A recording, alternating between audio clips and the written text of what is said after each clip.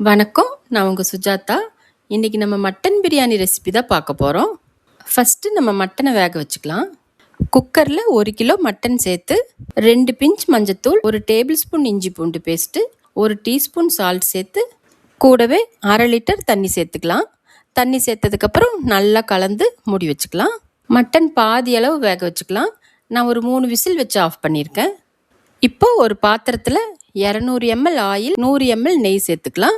காஞ்சதும் பட்டை, கிராம்பு, ஏலக்காய், பிரியாணி இலை சேர்த்துடலாம். அடுத்து ஒரு 6 பெரிய வெங்காயம், 8 பச்சை மிளகாய் சேர்த்து வதக்கிக்கலாம். வெங்காயம் நல்லா பொன்னிறமாக வதங்கினதும் ஒரு கைப்பிடி புதினா, 2 கைப்பிடி மல்லித்தலை சேர்த்து நல்லா வதக்கிக்கலாம். கூடவே ஒரு 6 டேபிள் ஸ்பூன் இஞ்சி பூண்டு பேஸ்ட் சேர்த்து நல்லா பச்சை வாசனை போகிற வரைக்கும் வதக்கிக்கலாம்.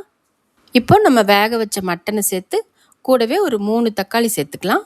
ஒரு 2 நிமிஷம் வதங்கினதும் இது கூட ஒரு 2 டேபிள் ஸ்பூன் வீட்டில் அரைச்ச பிரியாணி மசாலா, 2 டேபிள் ஸ்பூன் தனி மிளகாத்தூள், 100 ml தயிர் சேர்த்துக்கலாம். இதை நல்லா கலந்து விட்டுட்டு ஒரு ஹாஃப் லெமன் ஜூஸ் சேர்த்துடலாம். 5 நிமிஷம் இதை நல்லா கலந்து விட்டதுக்கப்புறமா நம்ம தண்ணி சேர்த்துக்கலாம். 1 கப் அரிசிக்கு 2 கப் தண்ணி சேர்த்துருக்கேன்.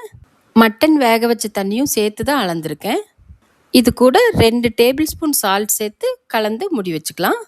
தண்ணி கொதிக்க ஆரம்பித்ததும் 1 கிலோ சீரக சம்பா பிரியாணி அரிசியை 20 நிமிஷம் ஊற வச்சுருக்கேன்.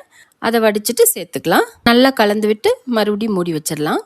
தண்ணியும் அரிசியும் நல்லா இந்தளவு சேர்ந்து வந்ததும் ஒரு தோசைக்கல் மேலே பாத்திரத்தை தூக்கி வச்சு தம் போட்டுக்கலாம். மேலே வெயிட் வச்சுக்கோங்க. ஒரு 10 நிமிஷம் ஹை ஃப்ளேம்லேயும் 10 நிமிஷம் லோ ஃப்ளேம்லேயும் இருக்கட்டும். இப்போ ஸ்டவ் ஆஃப் பண்ணிவிட்டு ஓப்பன் பண்ணிக்கலாம். பாருங்கள், நம்ம மட்டன் பிரியாணி இப்போ பலன்னு ரெடி ஆயிடுச்சு. இந்த ரெசிபியை வீட்டில் கண்டிப்பாக ட்ரை பண்ணி பார்த்துட்டு எப்படி இருந்துச்சுன்னு கமெண்ட்டில் சொல்லுங்கள். இந்த மாதிரி வீடியோஸ் பார்க்க சுஜாதா கிச்சனை ஃபாலோ பண்ணிக்கோங்க.